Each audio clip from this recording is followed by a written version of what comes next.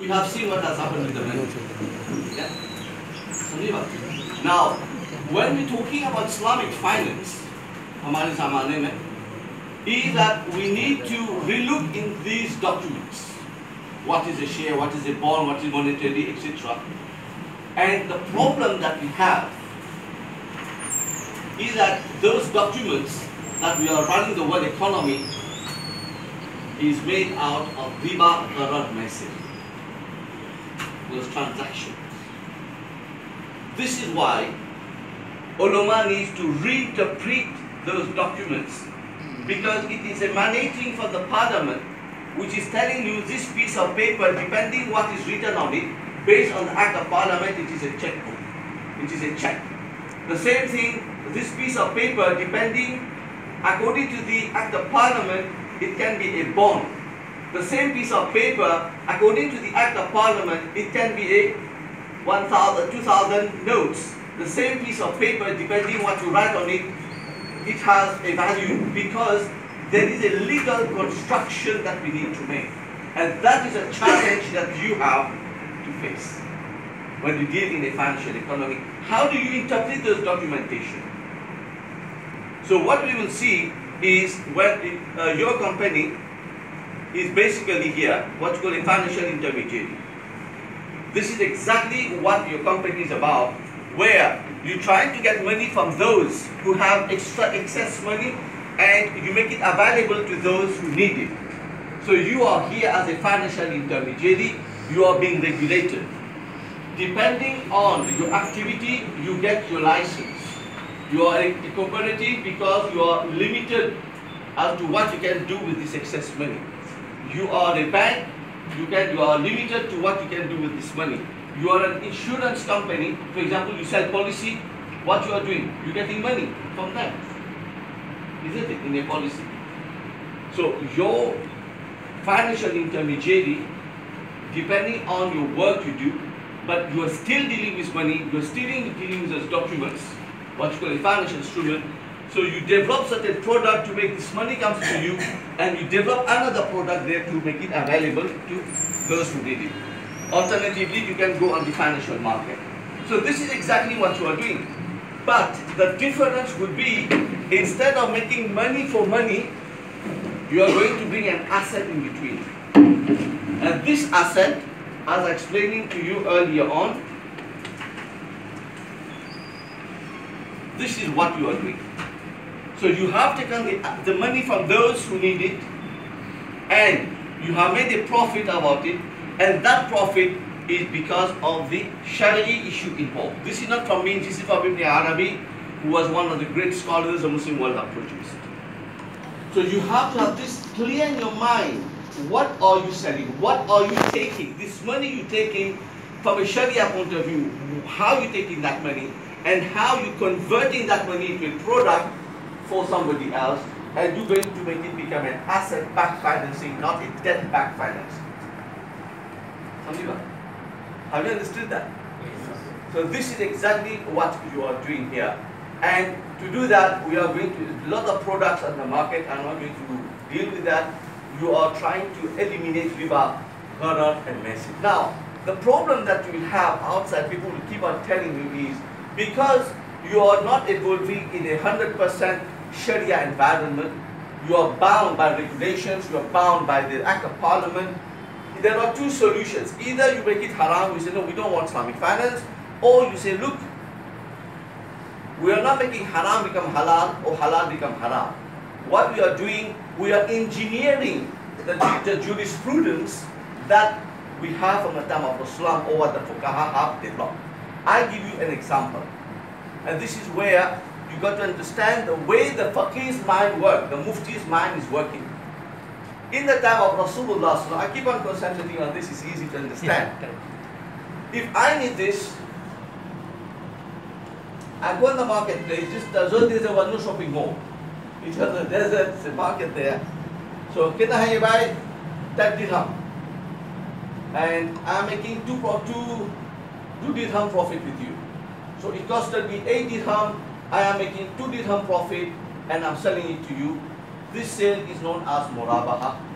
from the word ribhun in Arabic, which is profit. In other words, the seller is telling the buyer how much profit he's making. Simple transaction. Now, because Islamic banks or cooperative or whatever, you are to compete with the bank. In 1982, Sami Hamoud, who was an Egyptian, he wrote his doctoral thesis on that, how we're going to sustain the Islamic financial institution. He came with a concept, look, we can buy this, but if you want to buy a house, you are not going to pay cash. You need a deferred payment, maybe 20 years. So how are we going to compete on the market at the same time we satisfy Sharia?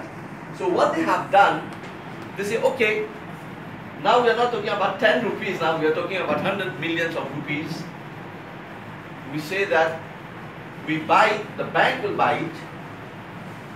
When the bank buys it, what's happening here?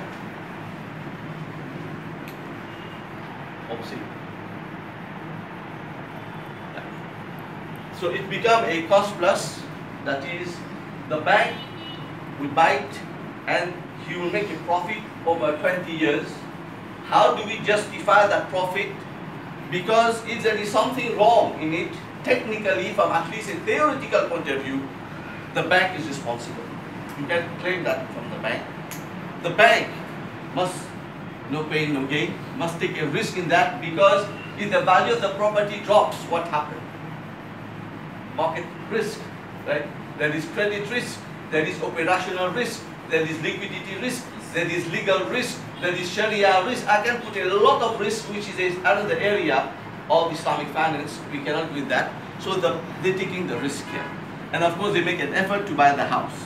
So you can see the difference now. Instead of buying and give you the money and reveal the profit, what the bank is saying, look, they are working on a riba there. We are benchmarking ourselves on that, because we are not that big where we can develop our own benchmark, and we are developing a product for you. Instead of you paying cash immediately, you take 20 years to pay. So they have engineered that product. It's not the time of Rasulullah. They are not making halal become haram or haram become halal. They have changed it a bit. And this is why we call Islamic finance Sharia compliant, it's not Sharia based. So आपको दो चीज कर रहे हैं, और मैं उस पर खत्म करता हूँ क्योंकि वो थक गए हैं. The first thing is, you are selling products that are Sharia compliant, it's not Sharia based. In other words, you're not selling haram thing, but maybe when you consider it as a classical jurisprudence, there are some changes, but you're not doing haram thing. Keep this in mind. Because basically you are making profit and not riba, as I explained. Number two, so the first thing is you are doing Sharia compliant. Number two, you are doing an asset-backed financing. You are dealing on an asset which got intrinsic value. You are not debt-backed financing like a bank, where it's money for money. You are bringing something in. This is one of the fundamental things you have to appreciate, at least on a theoretical level. This is, you have to appreciate that dimension. Now practice is something else. At times there are some changes happening. I don't want to go into the details. Now, you would find that Islamic finance itself is expanding very fast. And I have to mention that here. If you go in the Arab world, you go to England, for example, there is only one Islamic bank that has a retail license. 5 got corporate banking license. In other words, the layman of the street, his need cannot be satisfied Islamically. Very difficult, very difficult. Because the bulk of the capital is with the corporate, the big boys. You go in Dubai, you go in Saudi, the same thing. Malaysia, which is claiming to be #1 in the world, there was a survey carried there. It's only 8% penetration rate at the grassroots level. Only the big boys. Islamic finance is basically in the hands of the Chinese. They are the one who got the vision and so on there. And also the government backing. But the layman on the street is 8%. Why?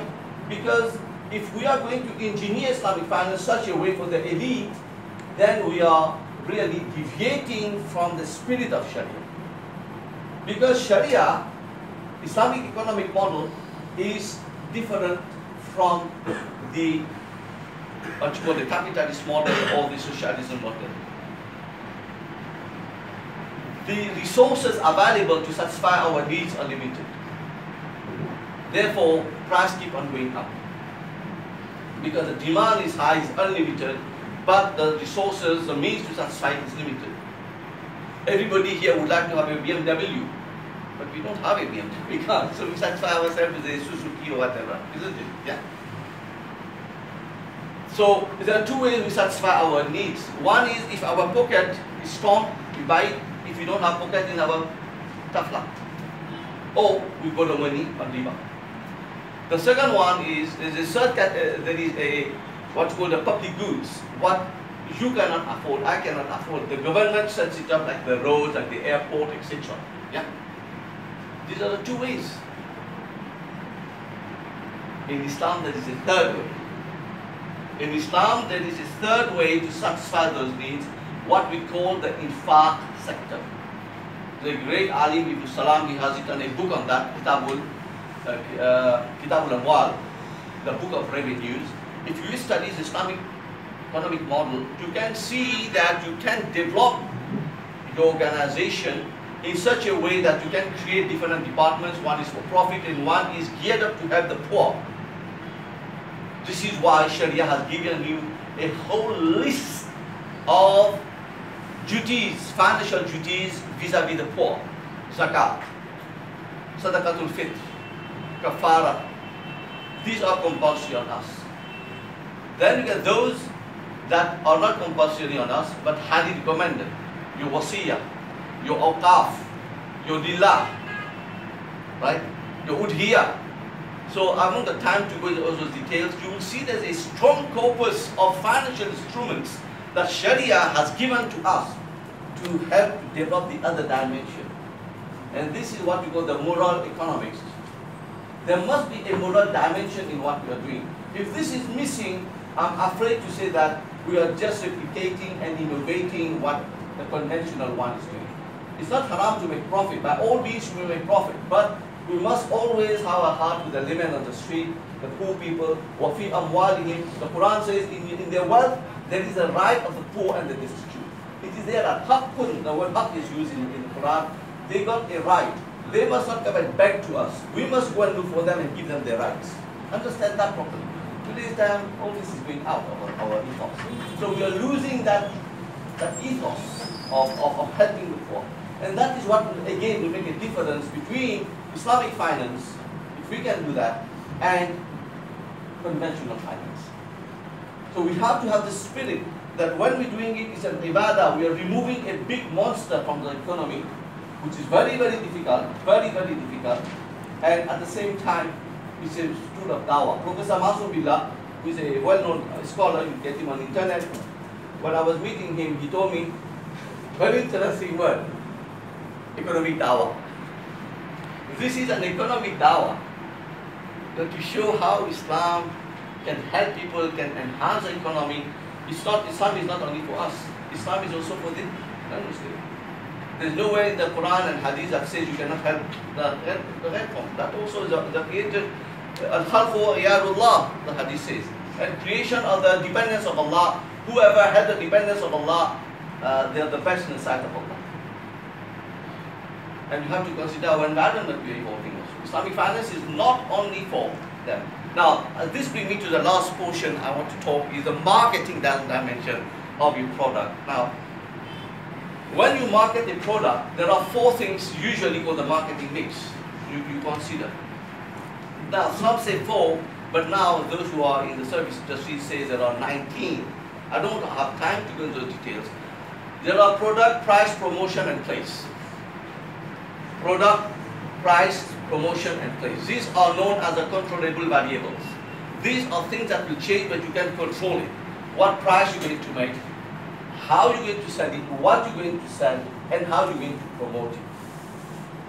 I'm sharing my experience of England with you. I was invited to give a lecture for one of the very big banks. Because I'm videotaped now, I can't lecture that. Don't put it on YouTube, please. No. Don't put it on YouTube. They were investing a lot of money in the promotion,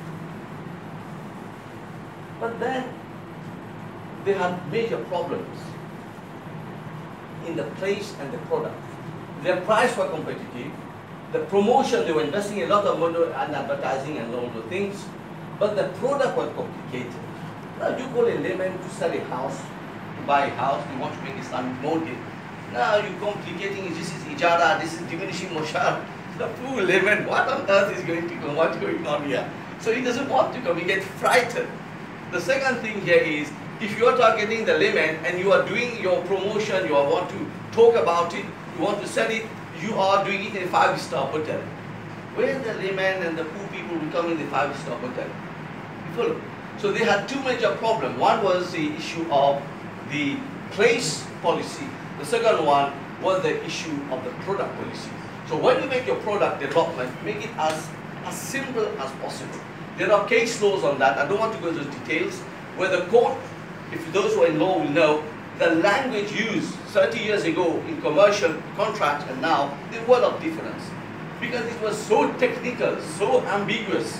It was made purposely like this, I think. So that it remains in the ambit of the certain specific group of people. Now you see the court say, make it as simple as possible.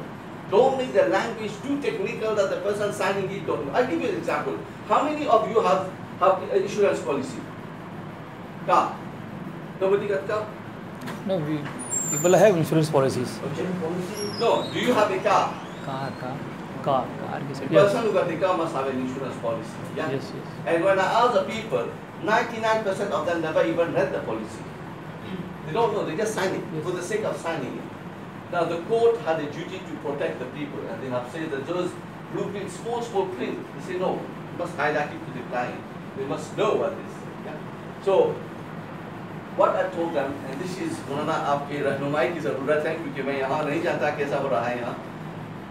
What I told them is, look, you got 120 masajid in UK, 1,200 masajid, or 1,500. Have you ever gone to the imam and explained to them? Because if somebody wants to buy something, the moment you use the word Islamic, he identifies himself as a consumer. What you call consumer behavior. What goes in the mind of the person to buy something. Yeah. The first thing, his first point of reference would be his imam, his local imam. Now the poor Imam Sahib, you went to talk to him, he never studied Islamic finance. Now he got to protect his izzat also. Ye to mashkook hai, mashkook. So because he got to protect himself, he cannot tell you he doesn't know. So it's mashkook, keep away from it. And what is happening, people don't have trust in Islamic finance. Whereas, believe me, the ulama have spent hours and hours and hours, a great ulama, not me, people like Shaykh Taqi Usmani Sahib, Shaykh Abu Sattar, I've seen their papers. They have burned the candles to be able to develop those products. Look, conventional product is money for money. Whatever it is, insurance, hedge fund, stock market, whatever. In Sharia, the amount of products have been put on market. Hats off for the fuqaha. Waqi, I'm telling you, as a lawyer, I'm telling you, this is something phenomenal. It's not money for money. They have to get rid of riba. The products they have come up to give solutions. This is hats off for the ulama who have burned the candle to give that solution. It's not easy. I'm telling you, to develop a product, what's called a product development process, it takes about 8 stages. To develop one banking product at time can take 1 whole year, because it has to be approved by the Sharia board, by the product development department, by the tax department, by the regulator, to develop one product. So each time there is an objection from the lawyer, you come back to Sharia board, they amend it again. Then you go to the regulator. It's about 1 year to develop one product and get it approved. How much sabr they have to have. It's not easy to do.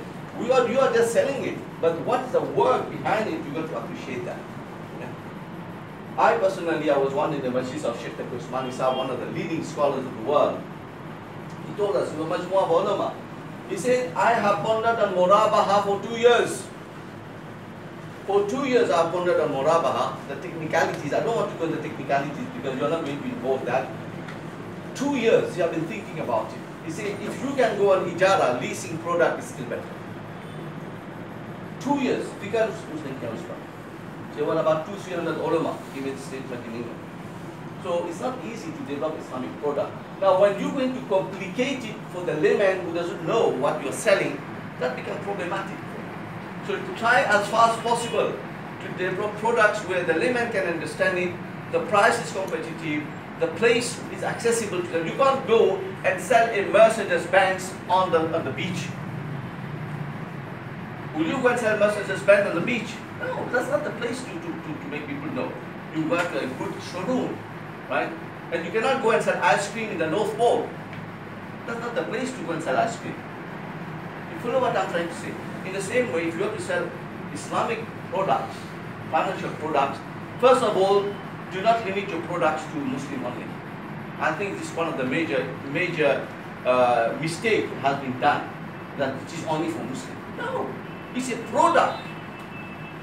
It's a product. There are so many non-Muslims who are interested in the ethical dimension of Sharia. I myself, there is a bank in England, a Christian bank, they approach me, how you people do?